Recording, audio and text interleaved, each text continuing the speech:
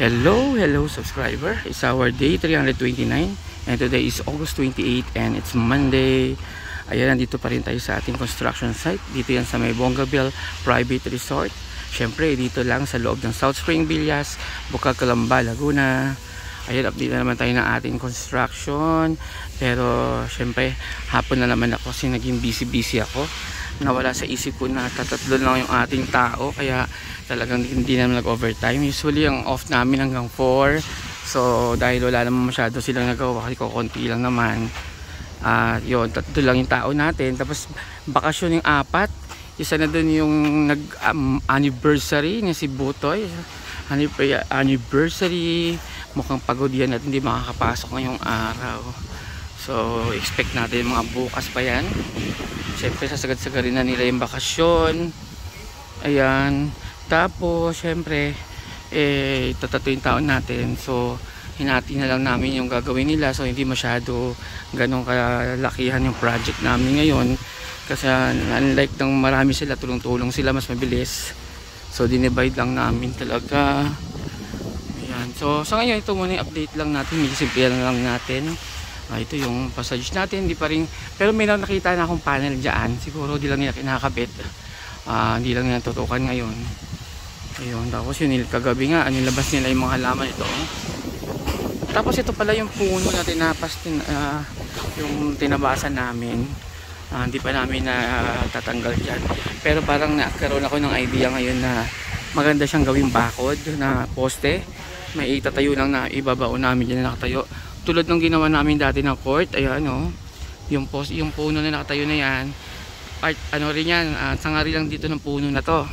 So ginawa lang namin yung basketball court yan ng una, pero tinanggal din namin kasi nga imbis na yung mga tao namin nakakapaglaro-laro, dinadayo na kami ng mga tao sa labas para maglaro, lalo na kakunti lang yung court dito na tinayo. So yun, tinanggal lang namin para walang sino-sino tumatambay din.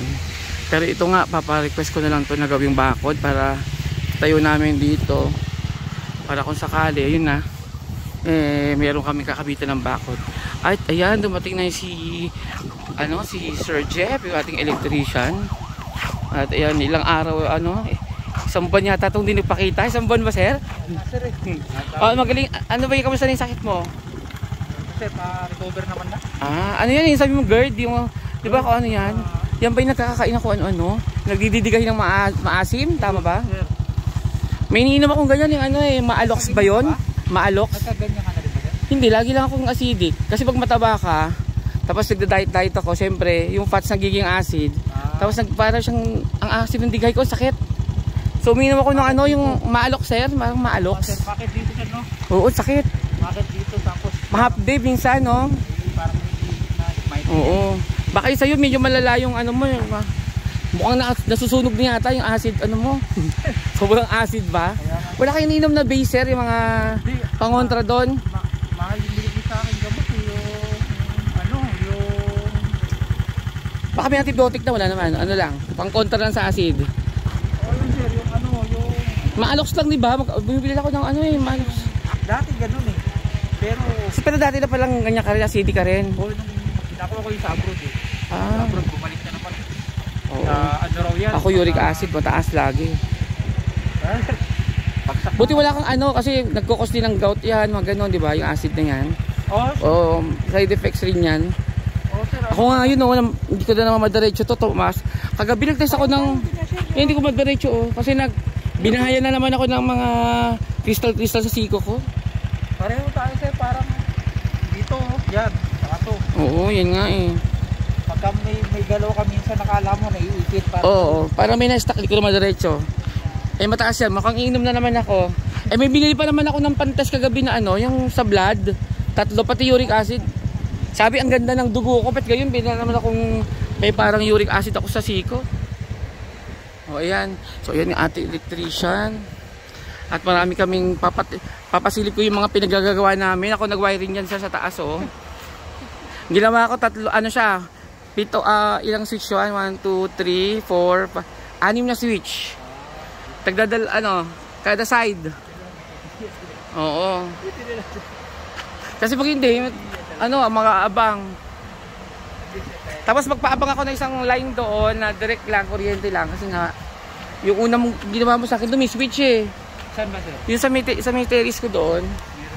Eh, papatayin din ng mga ano. Kung lagay ko doon yung wifi, o di papatay-patayin, di ba? Alin sir? Yung sasaksak ko halimbawa, yung wifi router ko. O di pagka nasa switch siya, pinapatay-patay lang din. Hindi namamatay yung wifi. Oo, di ba? Pwede natin rekta yun. O, sa bagay. Tatanggalin lang natin na gano'n. Rekta mo lang, okay na. Sa bagay. Pero kung sakali ba, pwede pa tayong, madali pa tayong makapagsuksok pa naman, maluwag pa yung mga suksukan mong tubo doon. Papunta sa ano ko, yung papuntang event mula dyan sa akin, masiship na. Sa papunta saan sir? Papuntang mga, kasi niisip ko, gusto ko lagyan ng, sa bagay, paano ba to? Kasi nga pagka brand out, gusto ko papailawin, di ba papailawin ko lang yung ilaw, yung ano lang. Pero yung specific na ano lang, na certain na ilaw lang, hindi yung buong ilaw ng kwarto, saka ganun. Para may isang linya lang na para yun lang yung ilaw niya. Hindi sir, pag-isip ako paano. Pero kung sabi mo lang sa akin, may masisiksikan pa. Tapos titignan ko paano. Dito manggagaling sa anong sir, control, di ba? Oo, basta, siyempre nandito ito galing sa ano ko. Tapos yung pabalik din ng ano, ng pump, na kuryente, pwede bang vice version? Di ba nag-brand out? Tapos gagamit, meron akong stock ng solar sa battery, na harvest na kuryente. Tapos gagawin ko, papatay, siyempre hindi ko pwede papatay ng circuit breaker. Ang gagawin ko lang doon, switch lang. ATS yun. Oo, yung switch ko lang yung power source lang. MTS. Oo, yun. Pwede naman. Eh kaso nga wala naman akong linya na, ibig sabihin magkakaseparate ako ng linya. Hindi, isa pa rin linya gagamitin, kaso nga lang, naka-MTS ka. Manual transfer switch. Oo, manual. Sige, yun nga. Okay, sige, nagigit ko na. Pero parang hindi ka naman pumayat. Pero parang ka nag-fresh. Nakapagpahinga ka kasi, no? O, yan. Isang buwan si electrician din nakapunta.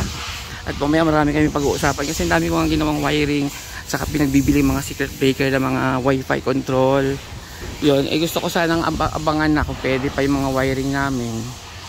Lalo na may mga ginawa ko doon na napansin ko, ang dami niyang mga abang na hindi nagamit, so baka pwede kong papakinabangan. Ayun, yun nga lang, tatanong ko pala mamaya sa kanya kung paano niya natitrace yung ano. Sir, may gamit ka pan-trace ng wire pala? May ginagamit ka pan-trace, wala? Tester lang? Wire mo, kunyari, connection mo mula sa ano ko, sa tiny house ko hanggang sa mga event, may pang wire testing ka, wala? Linya, kung saan yung linya niya. Wala kang... May gamit ka? Ako hindi ko alam eh. Rin kami sabihin, ano ba tawag ko dito? Matitrace ko siya. Lagyan lang natin tagging. Sige, tagging. Okay, sa bagay. Pero kung may pan-tester ka nga, wala kang ganon? Memorize lang? Tester lang ginagamit ko. Pero kung yung straight line, wala. Kasi sa bagay, ginagawa mo naman kasi connect, ano lang, nakahab-hab ka lang, parang ganon. Naka-junction, tapos kukunik na lahat doon sa isang linya. Isang sir, may mga linya. Lalagay lang doon. Oo. PCU, outlet, level 1, outlet level 2. Oo, sige. Pati dito sa breaker makikita na. Oo. Dito nag-wiring kasi ako din dito. Ako yung nag-wiring sa hagdanan. Medyo pagpak nga lang yung gawa namin. Mamaya sabihin ko. Yung mga sa ilaw. Kaso mali nga yung kabit namin ng ilaw. Mamaya napakita ko din sa video. Kagagawa na kagabi. O ayan, medyo pasok na rin ako dito ngayon. Actually, kagabi, ito nga yung pinagpuyatan na namin natapusin, na tinabol namin. At ako yung nag-wiring. Ayan ang natapos namin, no, yung hagdanan na yan. Actually, matutuwa si mami dito kasi nagdagdag kami ng hagdanan. Kaya lang, kaka-check ko ng mga wiring, saka connection, saka pagkakapantay pa, sabi ko diretso. Ang di ko napansin, mali yung sinuksukan ng abang ng ilaw, ng mga junction. Dapat nasa ilalim yan ng nosing. Yan, nandito dapat sa ilalim. Nandito. Sabihin, di ba dapat yung mga ilaw niyan sa ilalim? Tapos dito, andyan yung junction ko. Tapos, so sobrang mandali namin, hindi na kami nakabili ng linggo kasi ng wiring. Ang gamit namin nakakapal, kaya trap kami. Kaya nga ang ilaw lang naman nilalagay dyan, ilang volts, lang naman. Dapat kasi wire lang, manipis lang. Manipis lang. Wala na. Wire lang. Sabi ko mahirap pa namang ano yan, alambrehin kasi nga ang gamit lang yung hose lang.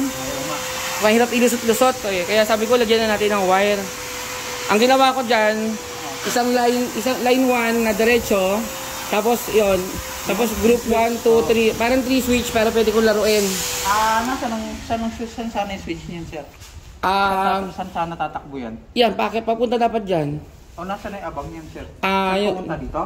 Actually, nandito lahat eh. So, mag-aabang pa. Teka lang, paano bang ginawa ko? Papunta lang dito kasi hindi ko naiintindihan kung ano eh. Kung ano yung linya mo dito, may 3 kang line dyan na nakaabang. Yung 3 linya dyan, sir? 3 set. Ayun, 3 set. Ano yun? 2 galing sa main, 2 line 1, line 2, di ba? Hindi, 3 yun. Yung isa dyan, para ilaw talaga dyan, isang ilaw. Tapos, yung iba dumaan lang. Yung isa, pupunta naman para dito yun eh. Yun na nga hula ko. Sabi ko na nga dito. Kasi, kung hindi na tayo makakakuha dyan. Kaso dito, na ganito kami. Saka man papadaanin ilaw dyan kung sakali. Pero may kanal ako dito, saka yan lang. Kaso ang problema, hindi ko na pinalagyan ng papunta rito. Yun lang ang susuotin natin. Kung sakali. Ano na lang kung sakali. Kung kakasya pa naman sa tubo na to. Oo. Pero usually naman, ko lang naman yan, nilaro ko lang naman para kung sakaling gawing 3 switch pwede. Pero pwede naman 1 switch yan. Pwede. Kasi hindi na magkakasya sa tubo natin. Oo, lalo na kakapal pa niyan. Pero yan nga yung mali namin dito. Ito babagsak pa tong isa nakapakan siguro. Kaya yan yung pinag-wiring namin kagabi at yun. Hala ko perfect na lahat. Sa dami, ito pa hindi ko napansin yung ilaw. Ayan. Ang nakalimutan ko lang pa nang gawin kagabi sa wiring, yung papuntang switch, hindi ako nagpasundot. Para 4 na pindutan sana siya Pero pangit naman siyang gawing kanya-kanyang ipindutan, di ba? Pero pwede naman ako magagay dyan ng sensor, ng relay na lang sa baba. Kumbaga, pag pinundot na dito, yung relay ko, pwede ko na lang utusan si wifi na pailawin lang yung mga to, kung ano papailawin dyan. Basta pupunta dito yung power. Ayan. Si Boss Jess, tamang linis ng sasakyan. Gamit na yung kanyang biglang binili nilang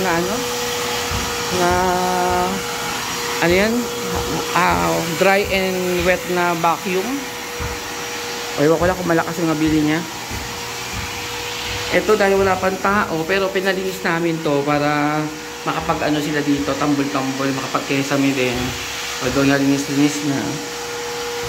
Tapos kanina umaga, dito na kami kumain. Yan, kaso yung pakain sa aso na iwan pa dito.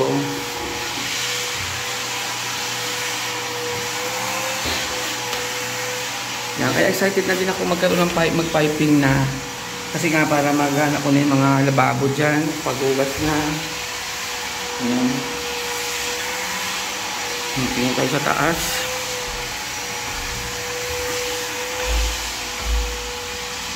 Ang taas ng uric acid ko siguro. Pero kagabi perfect yung nasa average na sa ko. Ayan, ang ating yung salamin. Hindi ko lang kung naalam ko na-fit na ko. Natutukan ko na ito na nakaraan. Ayan yung compartment niya. So ano yan, isang ruler yung haba niya paloob. Ayan Ganyan kalayo siya. Tapos lang to yung panel na gamit nila, yung aluminum panel na to. Ayan. Aluminum siya. Tapos yun, nilagyan nila ng salamin na natatanggal. Tapos pwede kong ilipat dito. Yun lang, hindi naman nila ako binutasan. So ako pa magpuputas niyan. Ayan. Tapos ang bukasan naman itong isa dito. Yan, malaki to. Naka-open wide siya. Hinati ko lalampas doon. Ay, hindi. Baka bumagsak naman kasi. Kasi ang gamit lang nila ito So, buo naman yan. Ayan. So, ang dami din compartment dito. Kasya nga sapatos yata dito Tatlong patungan siya. Pwede na dyan yung mga pang-BP, mga kung ano-ano mga gamot, diba? Ang luwag-luwag. Yan. Ang binayaran ko dito nasa 5,000 plus ang bayad ko dito sa paggawa. Pasadya to. Yan. May dalawang compartment siya.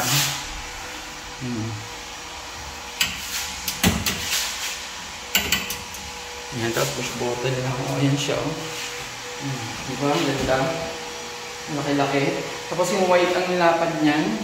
Lagpas 1 metro ko yan. Ayan o. Yung kalaki siya. Tapos itong CR, meron siyang sticker nilagay nila kasi nga para mag ano. Hindi na ako nagpa-tempered ba to? Hindi na ako nagpa-tempered dito. Kasi nga may sticker naman. Pag nabasag naman, hindi naman siya babagsak. Ang tinempered ko yata itong labas. Ayan. Wala pa akong switch dito. Ayan. Kaya maraming gagawin ni ating electrician. Marami akong pinangunahan ko yung gawa niya. Buti naturuan ako ni daddy noon sa mga wiring. Ayan. Tingin tayo dito sa labas. Papasok yung lamig. Ay, sarap ng hangin, no? Ang ganda kasi ng ventilation ng bahay ko. Kasi parang dito galing yung hangin. Dito sa northwest ba tawag dito? Northwest. Tapos ito naman yung kabilang side niya nasa south, south something. Ay dyan din nanggagaling yung yung habagat sa kabilaan. Sabihin, dumadali talaga yung hangin dito o kaya galing doon. Papalit-palit lang sila. Kaya kung may bagyo, isa either sumalubong sa akin dito o kaya dito sa gilid ko. Pero at least na dadaan sa akin dito lalo na dyan sa space na yan pero ito medyo mataas naman na dito. Ayun. Hindi naman siguro papasukin na ng tubig kung malakas talaga bagyo. Pero dito sa south, bandang south naman kasi bihira ang bagyo eh. Ang madalas kasi ang bagyo natin nandiyan sa mga bandang north, di ba? Ayan. Ayan yung mga solar ko na nilagay ko kahapon. Ayan kaya sinasabi ni architect, lagyan ko daw dyan ng para bang salamin pa sa taas. Although, para bumantay daw dito. Para bang magpapalagay ako ng bakal dyan, napapawelding ako ng bakal. Tapos may nakatungtong na salamin. Or, sabi ko na lang kay architect, itong gagamitin ko.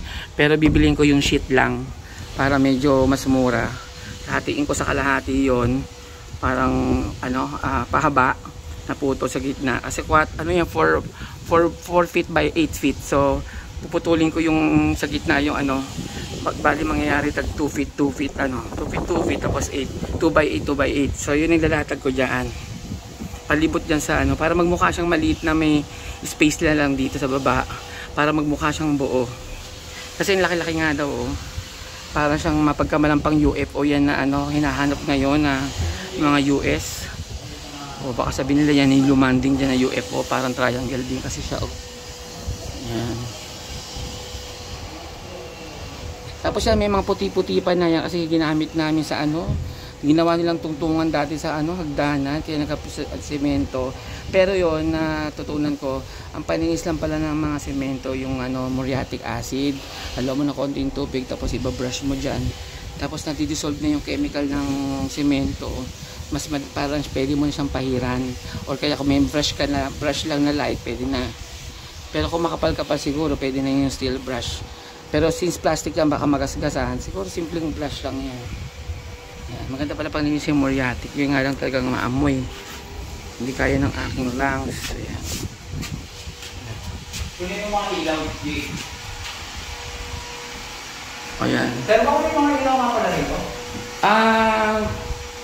Ano naman, puro wifi nga lang. So, pwede, Sige, kakabit mo. Oo.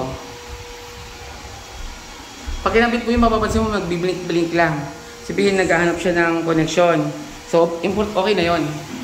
Oo, set up pa kasi. Magbiblink-blink lang.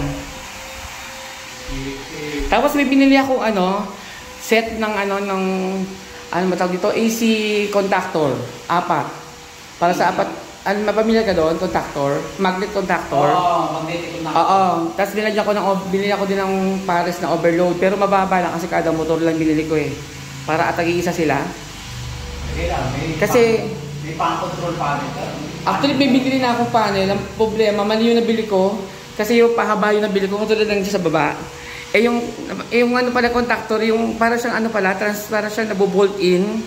Pag tinutusok lang siya doon sa yung mga bibiling pyesa niya, yung overload niya, sa ilalim din tinutusok. So yung contactor lumaki. Hindi na kasya doon sa panel. So dapat binibili doon box pala, metal battle box. Meron kasi pang niya kapo yung mga sabihin mo lang, di ba? Pang-4 na pang-apat na compacto, pang-apatan. Oo. Pero binili ko tag-iisa na lang kasi pag napasabak tayo ng kwentuhan dito. Doon tayo sa loob ba?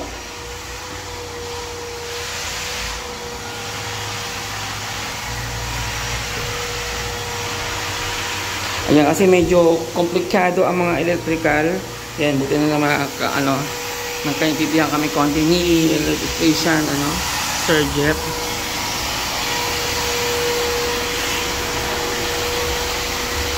Ako naman, hindi naman ako electrician. Ano naman ako? Ang layo na course ako nasa kay BS Math. So, malayo. Malayo ako sa electronics.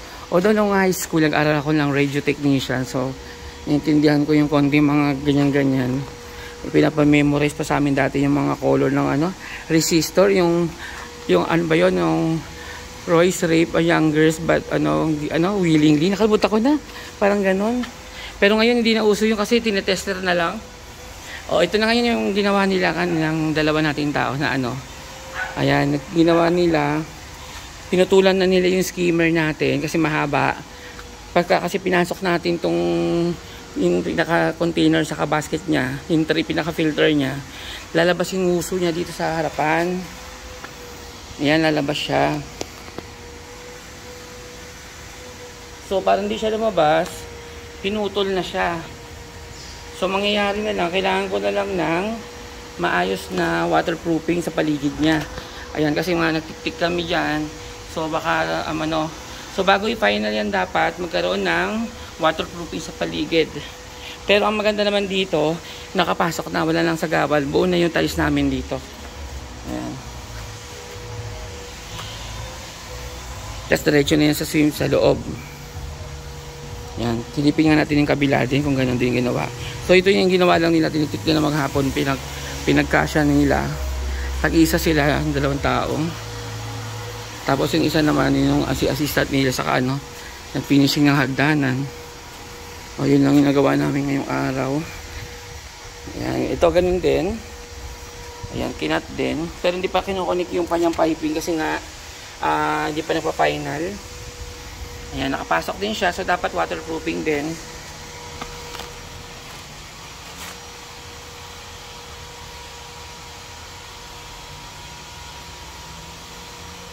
Ayan, sakto-sakto na siya ngayon. Dati kasi, may spacing. Parang dito siya banda dati. Kaya dito, pumapasok yung tubig sa ilalim ng Pero ngayon, pinalabas na nila yung uso. So, sa ilalim ng uso niya, sa mga sulok-sulok gilid-gilid, nagyan namin na yan ng silicone para ma-sealed siya. Ayan.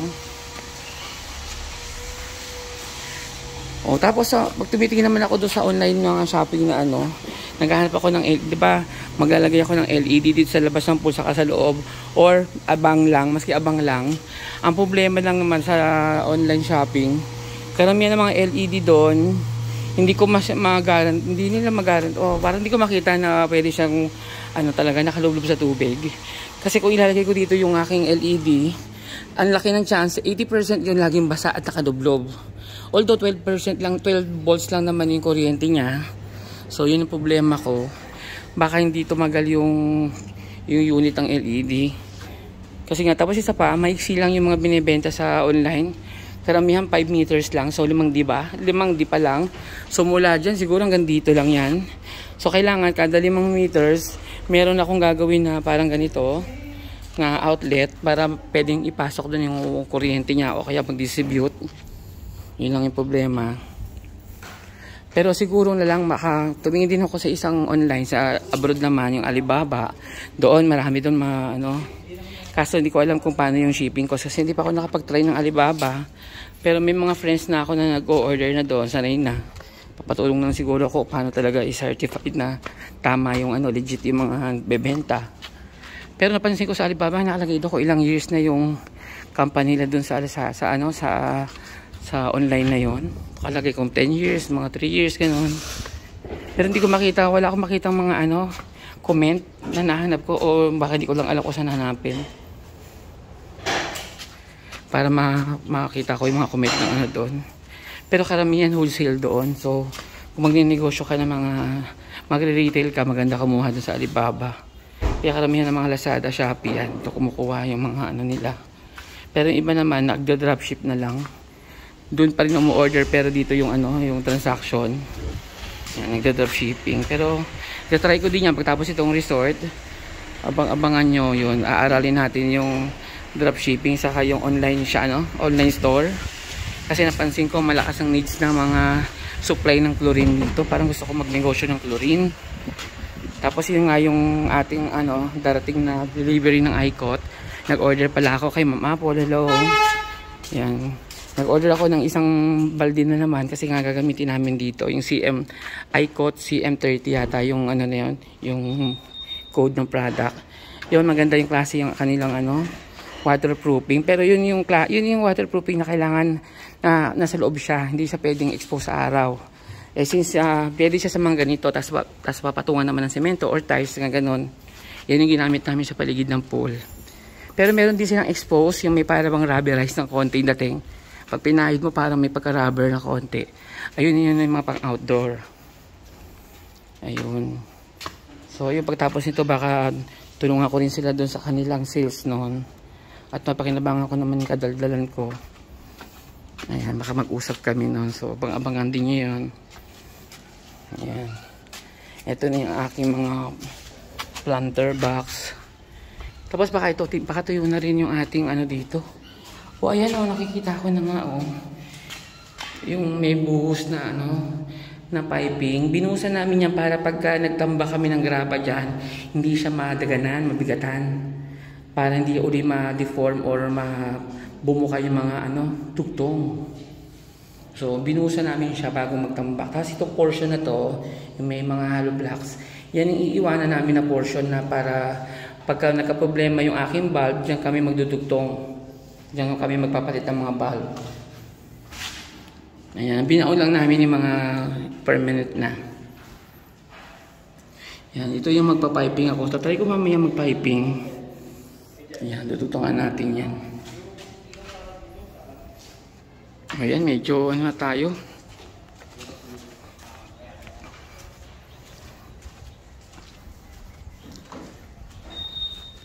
Ayan, kinukuha na ni Sir Jeff yung ating mga ilaw. Ang ilaw kasi sa taas sa kulay blue eh. O yun, so medyo mahaba na yung ating video. Akala ko naglinis ng kotse si Boss Jeff eh, pero parang di pa pala. Yung loob lang, nag-vacuum lang pala siya. Pero yung labas, hindi niya pa pala nalinis. O ayan, mahaba na yung ating video. So, sa mga hindi pa nagsasubscribe dyan, baka naman. At syempre, wag nyo kalimutan i-click ang ating notification bell para updated kayo sa aming channel na Bong and Jeff. At syempre, para masubaybayan nyo hanggang sa matapos yung aming construction. Nasa 10 months na yata kami ng pag-construct. At sana matapos na nitong September. Ayan. So hanggang dito na lang. Bye-bye.